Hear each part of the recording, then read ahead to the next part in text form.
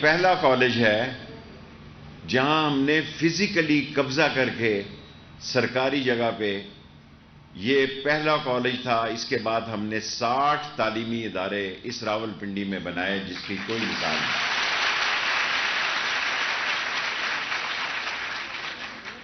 تین یونیورسٹیاں، پہلی ویمن یونیورسٹی فاطمہ جناح بنائی تو مجھے استعفیٰ دینا پڑا، کیونکہ اس وقت بڑے لوگ جو ہیں وہ کہتے تھے یہ بہت قیمتی عمارت ہے، اربوں روپے کی جائیداد ہے، لیکن 1 کروڑ روپیہ میں نے اپنی منسٹری سے دیا، اور آج وہی لوگ جو اس یونیورسٹی کے مخالف تھے ان کی بچیاں انہی یونیورسٹیوں میں پڑھ رہی ہیں۔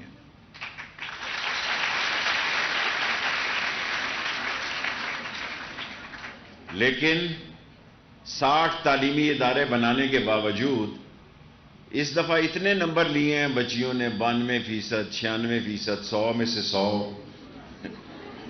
میں نے تو کبھی 60 سے زیادہ نمبر نہیں لیے اپنی زندگی میں۔ میں کافی پریشان ہوں، اور میں نے شفقت کو یہ کہا کہ یار اتنے نمبر لیے ہیں۔ میں نے ساری رات سوچنے کے بعد یہ فیصلہ کیا ہے، ایک تو آبادی بہت بڑھ گئی ہے،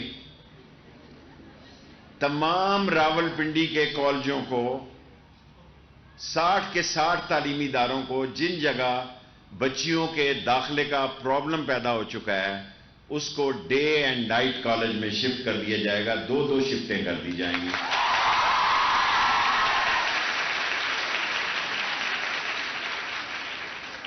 اور یہاں کا سٹاف کنٹریکٹ بیسس پہ لیا جائے گا، اور انشاءاللہ نئے سال کے شروعات پہ چند کالجوں کو ڈے اینڈ نائٹ میں ہم شفٹ کر دیں گے۔ اور میری بیٹیوں سے درخواست ہے کہ ہمارا آخری کالج، کوئی راولپنڈی کی ڈھوک جو ہے ایسی نہیں جہاں ہمارا بچیوں کا سکول اور کالج نہیں ہے۔ ایک کیس کا فیصلہ 4 تاریخ کو ہے، دعا کریں۔ اس کے بعد ہمارا تعلیمی پروجیکٹ مکمل ہو جائے گا۔ ایک آئی ٹی یونیورسٹی رہ گئی ہے، اس کی میں نے بات شروع کر دی ہے۔ راولپنڈی یہ حلقہ انتخاب واحد پاکستان کا حلقہ ہوگا جس میں 4 یونیورسٹیاں ہوں گی جو کہ پاکستان کے کسی شہر میں۔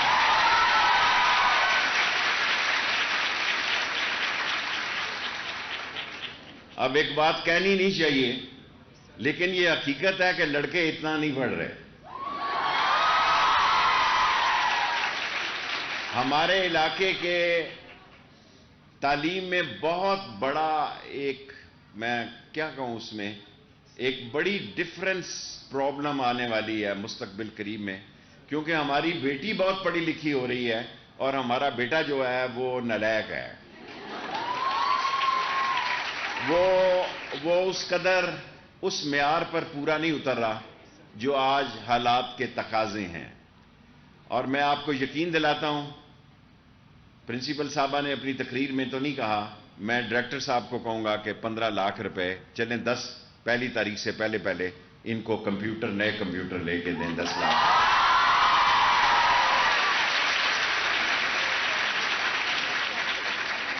باقی میں 5 منٹ سے زیادہ تقریر نہیں کرتا، اپ گریڈیشن کی طرف جا رہے ہیں۔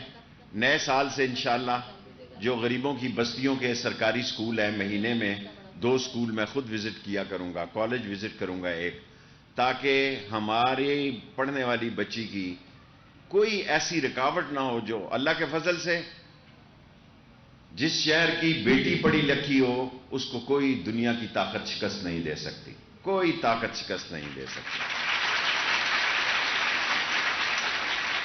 اور ہم نے اپنے علاقے میں کسی بدماش کو سر اٹھا کے چلنے ہی نہیں دیا، ہم نے کسی بدماش کو معزز بننے ہی نہیں دیا اس شہر میں، اور 2-3 جوئے کے اڈے ہیں وہ بھی ختم ہو جائیں گے۔ جب تعلیم گھر میں آ جائے گی تو پھر خود بخود اس کا ایک اثر آ جاتا ہے، جس کے گھر میں تعلیم ہو جائے، جس کی بیٹی پڑھی لکھی ہو، وہ سمجھتا ہے کہ میری ذمہ داریاں کیا ہیں۔ میں حال میری توقع سے چھوٹا بنا ہے، میں اگر پہلے دیکھتا تو کسی بلاک کو توڑ کے بڑا بنا دیتا، لیکن اب بن گیا ہے، میں دیکھ نہیں سکا، مصروفیات کی وجہ سے۔ راشد شفیق صاحب اس کام کو دیکھتے ہیں، اور میری خواہش ہے کہ 4 تاریخ کا کالج بھی 35 کروڑ روپیہ میرے پاس ہے، اس کا اگر فیصلہ ہو جائے تو تعلیم کا ہمارا نظام ایک آئی ٹی یونیورسٹی کے ساتھ مکمل ہو جائے گا. پھر اس شہر میں کسی مزید تعلیمی ادارے کی ہمیں ضرورت نہیں ہوگی. 40 سال کے اندر ہم نے 60 تعلیمی اداروں کی جگہ بھی خود ڈھونڈی، قبضے بھی کیے اور اس پہ عمارت بھی تعمیر کی، اور اس پہ آج کوئی ایک ایسا 60 تعلیمی اداروں میں 59 ہے، 60 اللہ ہمارے حق میں فیصلہ کرے گا. آپ رات اللہ سے مانگیں اور 4 کو بہتری کا فیصلہ ہوگا. اس مہینے کی 3 دن رہ گئے ہیں تو اس کالج کو بھی صبح و شام تعمیر کریں گے تاکہ ڈھوک دلال میں بھی تعلیم جو ہے وہ دور نہ پڑے. میں آپ کا سب کا مشکور ہوں. سیاسی بات کرنی پڑتی ہے ورنہ یہ کیمرہ مین بیچارے صبح صبح آج نہ آئیں. بیسیکلی مدینہ کی ریاست میں سب سے بڑا کل کیبنٹ سے وزارت داخلہ نے تمام تبلیغی جماعت کے لوگوں کو بھی آن لائن ویزے کی پرمیشن دے دی ہے. کیبنٹ نے کل کسی ایک جگہ بھی یہ خبر نہیں لگی، لیکن یہ اتنا بڑا کام ہے کیونکہ دین کی بھی ریاست مدینہ میں خدمت ہونی چاہیے اور اس کا کریڈٹ عمران خان کو جاتا ہے.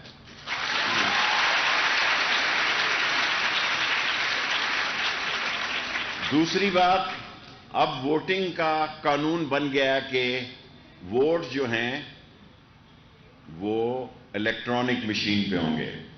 اس پر اب جو بحث کی جا رہی ہے، اب اپوزیشن نے فیصلہ کرنا ہے کہ وہ کورٹ میں جاتی ہے، کچھ اور فیصلہ کرتی ہے، لیکن قانون بن گیا ہے کہ پاکستان میں اگلے الیکشن جو ہیں وہ ووٹنگ مشین پہ ہوں گے. اور یہ اس لیے کیا گیا کہ یہ بھی عمران خان کی ایک سوچ اور خواب ہے. ہر الیکشن کے بعد ایک نیا پنڈارا باکس کھل جاتا ہے دھاندلی کا. شاید اس الیکشن سے پہلے بھی کھلے اور بعد میں بھی کھلے. اور سب سے اہم فیصلہ جو ہوا ہے وہ اوورسیز ووٹنگ کا ہے.